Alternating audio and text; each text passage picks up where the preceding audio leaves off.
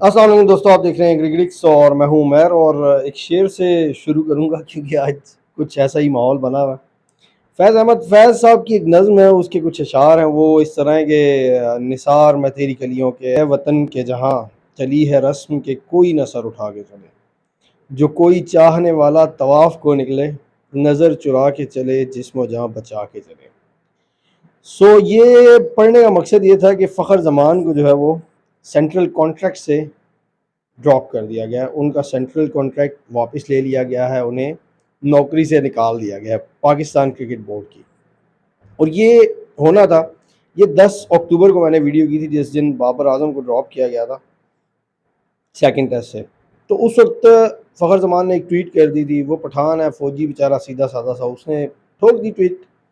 اور جو اس سے پہلے اس کی ٹویٹ کرنے کی وجہ کیا تھی وہ بھی میں آپ کو بتاتا ہوں کہ اس سے پہلے کنیکشن کیمپ ہوا تھا جو پی سی بی کا، جس میں اوپن فورم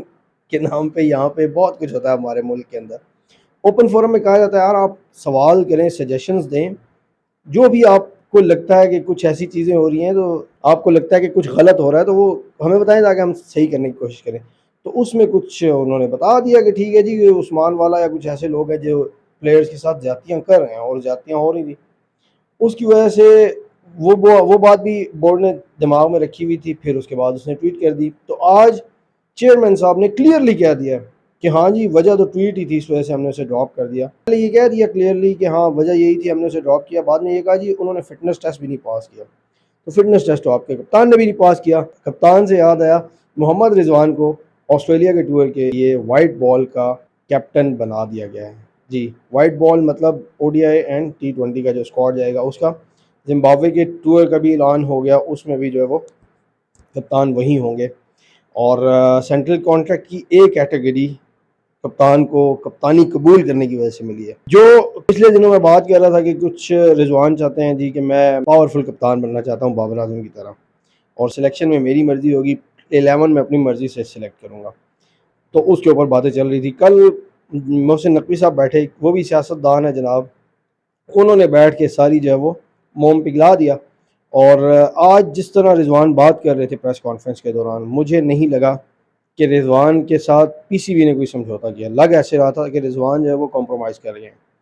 اور رضوان نے کن چیزوں پہ کمپرومائز کیا؟ اوبویسلی اگر فخر زمان کو اتنی تپڑ نہیں تھی رضوان میں کہ وہ فخر زمان کو نہیں لے کے جا سک رہے اپنے ساتھ، وہ بھی وائٹ بال آسٹریلیا میں آپ کھیلنے جا رہے ہیں، آپ کے پاس ایک ہی جو ہے وہ امپیکٹ پلیئر تھا جس سے آپ یہ سوچ سکتے تھے، جس کے ہوتے ہوئے کہ آپ نے جتنے بھی بڑے بڑے چیزز جو ہے وہ ٹوٹل اس کو چیز کیا، اس میں مین کنٹریبیوشن جو ہے وہ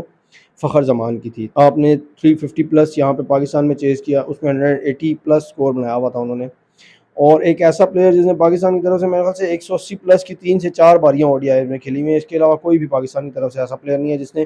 ایک سے دوسری دفعہ بھی 180 پلس سکور کیا ہو۔ 400 ODI ورلڈ کپ میں آپ نے چیز کیا فخر زمان کی وجہ سے، اس کے بغیر آپ تصور بھی نہیں کر سکتے آسٹریلیا جانے کا، اور آپ نے اس کو ڈراپ کر دیا۔ خیر یہ بتاتا چلوں، ایک کیٹیگری میں صرف بابر اور رضوان ہی ہے بس، اس کے علاوہ بی میں نسیم شاہ، شاہین افریدی اور شان مسعود ہیں۔ پھر اس کے بعد سی کیٹیگریز ڈی اور ناٹ ریٹینڈ میں فخر زمان کے ساتھ امام الحق، یہ بھی نام جو ہے وہ 45 پلس کی ایوریج ہے ان کی ODIs میں، انہیں بھی ڈراپ کر دیا گیا۔ یہ کچھ چیزیں جو ہیں وہ سمجھ سے باہر ہیں، مجھے سمجھ نہیں آتی ان کی۔ اور یاسر عرفات کی بات میں بار بار آپ لوگوں کو یاد کرواتا چلوں گا اور خود کو بھی یاد کرواؤں گا کہ اٹس اے بورڈ آف جوکرز، کیا کہیں اب اس کے بارے میں۔ خیر یہ اسکواڈ جو ہیں وہ بھی آپ دیکھ لیجئے گا، ODIs اور T20 جو آسٹریلیا کے لیے ان کے بابر اعظم اور شاہین افریدی کو ان دونوں میں ریٹین کر لیا گیا، جبکہ بابر اعظم جو ہے وہ زمبابوے کی T20Is اور ODI سیریز میں پارٹ نہیں ہوں گے ٹیم کا، انہیں ریسٹ کروایا جائے گا۔